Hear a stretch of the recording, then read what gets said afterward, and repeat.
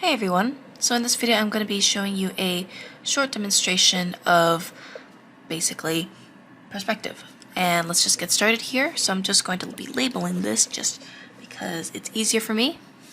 Perspective. And I will zoom in so I have some more space on my sketchbook. So as I mentioned before, let me just zoom in real quick. That's not it. There. So as I mentioned before on drawing boxes, the easiest way to draw boxes without a grid is to understand where it's coming from. So for instance, a box that is facing away from you will always go farther away. So let's say we have a square or front of the box in a more left-leaning direction or right-leaning direction. As it goes back in space, it converges. So fanning. So you can see that fan, look, fanning, straight. And the more you converge, the more dynamic it's going to be. So I'll show you an isometric version of it. An isometric version of it just means that everything's just straight. So 1, 2, 3, there's not really much of a convergence.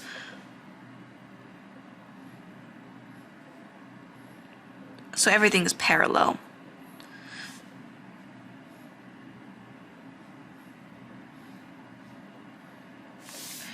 So because everything is parallel, it doesn't look as dynamic as one that will be converging. So let me show you one more that's more converging. So we have fanning, fanning, fanning, fanning. They kind of go in different directions. Straight, straight, straight. Fanning, fanning. So it kind of gives a more like dynamic feel.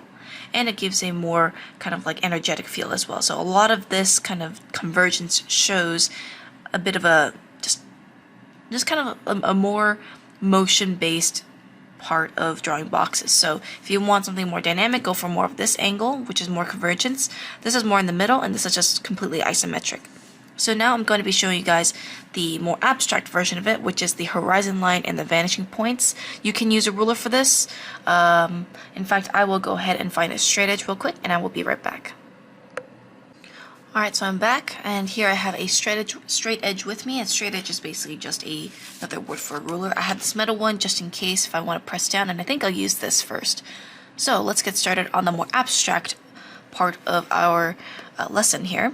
So here, of course, I just moved my paper downward. I'm going to leave a little bit of room so I can have both downward, I can have both boxes lower on the lower part of the horizon line. Sorry, I can't speak today.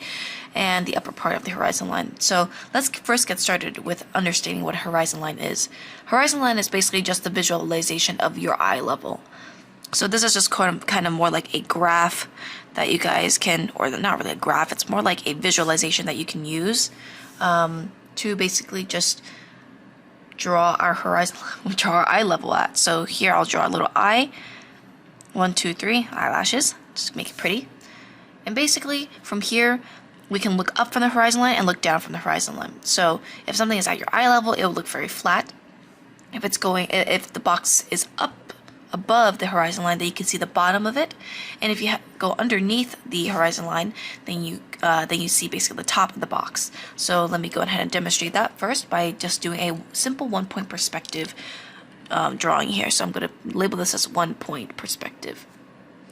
Here we have 1 point, which is our vanishing point. This is where our starting or origin point is for our boxes. Of course, when you're making a scene, it's good to make a grid first and then plot out your points, but it's not really as helpful unless you have like a reference guide with you, because sometimes when people draw illustrations, or at least when beginners draw illustrations and they try to draw a background, they don't plan it first. The best way to plan it is to kind of look at similar images that is suitable for your taste. For instance, if you want to draw a character in a city, you want to look up reference for that. You want to look up where the character is going to be, what the buildings are like, where the vanishing point is, where the horizon line is and where the vanishing points are. If this is in 1-point perspective or 2-point perspective or even 3-point perspective. So stuff like that is always good preparatory, just good preparation for making an illustration. But I'm just going to be showing you kind of like the more abstract way of perspective rather than the more kind of like going eyeballing it, which is also helpful. You know, by understanding this, you can understand how to draw boxes in space without a perspective grid much easier. So yeah, anyways, let's go and get started. So when it comes to a one point perspective, there's just one vanishing point. If you want to draw a box, what you simply just have to do is just draw a square at the bottom. So this is a box looking down. And a lot of boxes looking down have the same qualities. It just depends on the direction. Try not to move your ruler. So one, try to make it parallel, especially when you're just doing 1 point. Then here we have 1, 2. Draw as light as you can. I'm just making it a bit darker just so you guys can see what it looks like. And here we have our, let me just use my other ruler because this one seems kind of iffy. And then here we can connect these on the corners. So I would suggest that you guys do it for all 4 corners just because you can see through what the box looks like in space. And that's called just draw through, which means you're drawing through the shape. So 1, 2, and the bottom corners as well, so don't forget that. You'll see what I mean in a minute. Ugh, darn. Sometimes watch out for little stray bits here and there. Make sure you press your ruler down pretty nicely. You can do this by hand if you don't have a ruler, but it's much harder. I had to do all of these by hand, by the way. I had to I had to ghost my lines, basically meaning like if I want to do a straight line, I won't draw it. I'll just do the motion, and then I just draw the straight line afterwards. You guys don't have to do that. This is just for demonstration purposes. So anyways, let's go and draw the top of the box now. You can make this as long or as short as you want. I'll make it kind of relatively shorter. Make sure it's straight. 1. And now you see that the bottom has these guidelines as well. What you can do afterwards is go to these to these 2 corners and then just go straight down. Make sure it's pointing correctly. If not, don't worry about it. Stuff like that happens. So once we have our 2 lines, then we can go ahead and draw the finishing of the box. That is basically your 1 point perspective box. And just to be a little bit more picky, I want you guys to darken the outer edges because that's important. When you don't understand where the main box is, aside from all the inside, details, you want to make sure that the outer borders are bold and nice.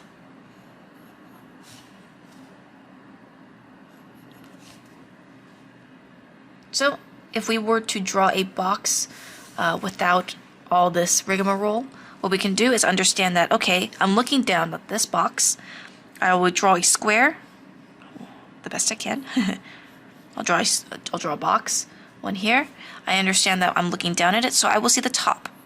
If this is 1 point perspective, it's only going in one direction.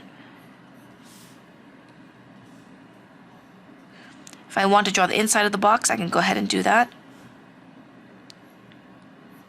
Just make sure that every line is going in the same direction because it's 1 point. So 1 point is just kind of like the direction of where the box is going. So basically, once you have an understanding of this, and you sort of have an understanding of this, you can blend the two together, and then it'll become a lot more easier to understand how perspective works without using a grid all the time. So this is good for areas like the pelvis, for example. If you don't understand how to draw boxes in space, you will have a hard time with drawing, something like the pelvis box. And I will explain that once we get to that lecture. But basically, a pelvis box is basically the interpretation of what your pelvis will look like in, just as a form. And some people, myself included, would sometimes be like, oh, well, where is the pelvis on the body anyway? And how do I draw? How do I know if this is correct in perspective? Well, once you draw boxes a lot, you will understand a lot more on how things work in space. Same goes for cylinders, but I'm not going to go through that as much. Because boxes are usually kind of like the basic building blocks. So anyways, let's do one in another direction, maybe in a more a thinner box, maybe. A wider box could be. So it could be as, as wide or as long as you want. Just make sure that you have your starting box. Now, a lot of people, not a lot, but I've seen some students who try to draw diagonal boxes, like a turning box. Now, that's hard because there's multiple steps to it, and you don't have to do that. I know it's optional for you guys, and I don't suggest that you guys do that very often, because there's a different process to it. You have to make sure that your rotation is good, and finding like the degree of the rotation. So that's why when you try to do turned boxes or rotated boxes, it's a little bit difficult. You have to, basically use ellipses for that, and that's a whole different ball game. You don't really need it that much, unless it's absolutely necessary. So here we're going to connect all the four corners the best you can. Make sure that the back part is light and not too dark. I'm just drawing darker just for demonstration purposes. So now I'm going to be drawing the side of the box and the top. Make sure it's straight. In this case, you want it to be more parallel because this is only 1 point perspective. It's not really anything like, there's no other point that's making this a different direction or going in or converging in a different direction. It's only converging at 1 point. So you can see that the reason why that these lines are more converged is because it's going this way. So now we have our other box. Now let's go ahead and pull this down, and then finish off the box.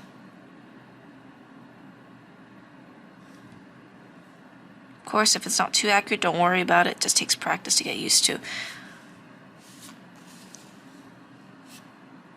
So, that's your other box. I would ideally wish that these these points were connected more in a better way, but oh well, you get the point. Sometimes that just happens with making the vanishing lines not being super accurate. As you can see, sometimes these kind of miss the points here and there, but that's okay. It's normal to have these mistakes, so don't trash yourself for it. Make the borders a bit darker, just so you guys can see where the main box is, rather than looking at the inner details of the box itself. Now let's go ahead and draw a box on the upper part. So here, let's draw once again a square, or the front of the box. Let's make it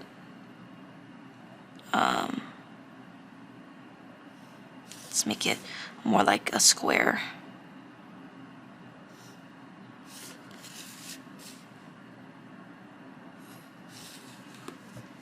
And once again, we can go ahead and connect all the points. 1, 2,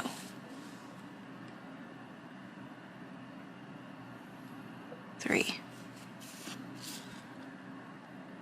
4.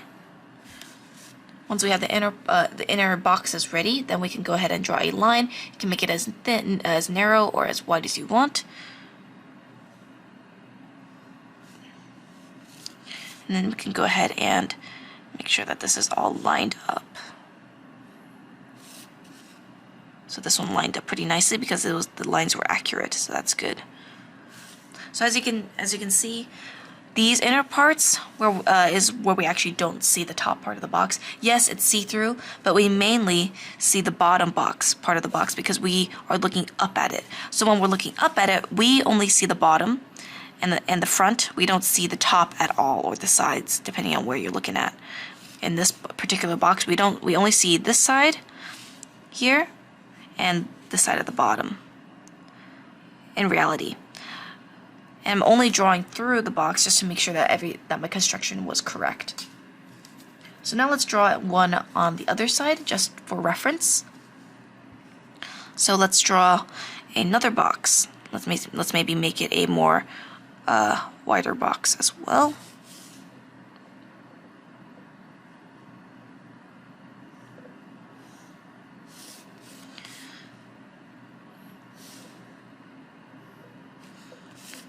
Now let's go ahead and connect all the 4 dots.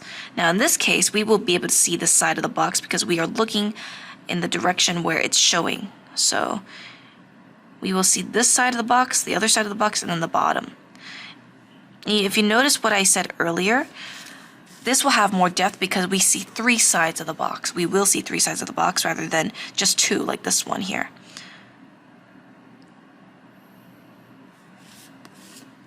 Let's go ahead and let's draw the other corner. Good. Now let's make this, let's kind of just finish up this box here.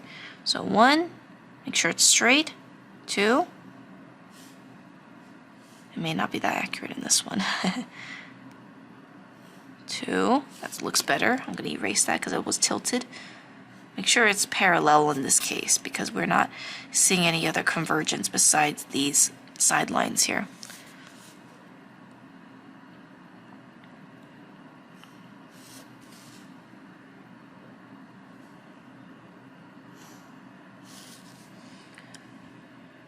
So that's in the box. Let's darken these edges here, just the outer edges. Don't darken the inner edges because that will take away from the actual box itself. That's called line weight. So line weight is usually, you have your very light line, you have your medium line, and you have your bold line. And that bold line always happens on the outside. The number 2 line, so I guess I'll just make a little demonstration here. Number 3 is your darkest line. This is your boldest line. Number 2 is lighter than that, just kind of more in the middle, your drawing lines. And then number 1 is your very basic sketch lines. And that is just for like blocking in things, and these line weights are very useful because once you make illustrations, you want to start off with your number 1 line weight first, just to kind of, you know, get the flow of drawing first, and then later on you have your number 2 line, which is a little bit darker, more refined, and number 3 is your more refined line, the more of the boldness of your forms. Whoops, sorry. So yeah, that's how you would draw a 1-point perspective. Let me actually add a 3rd box just so it doesn't look like just kind of half and half like that. So I'm going to be drawing a box more on the horizon line. So I'm going to show you what that looks like. So of course, once again, we draw a box.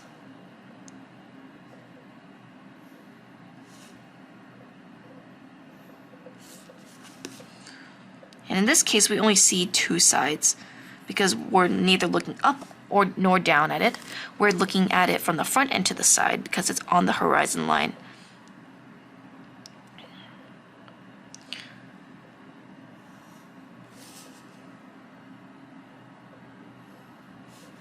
So once again, we still connect all 4 boxes just to see that our construction is correct.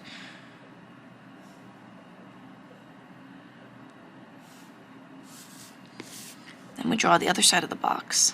Make it as wide or as narrow as you want.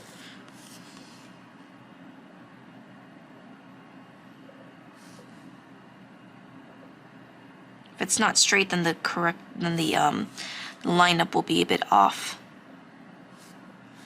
I think this one was a little bit off, but oh well. We'll just finish it off anyway. You can see that the main sides that you will mainly see is the front of the box and then the side here, because we're not looking down nor up at it. The only parts that we are looking down at is when the top part of the box and the bottom part of the box, because it's above the horizon line and below it. So that's just the only cases that we would kind of see. So anyways, that is pretty much it for 1-point perspective. Let me know what you guys think, and I'll see you guys in the next one. Bye-bye.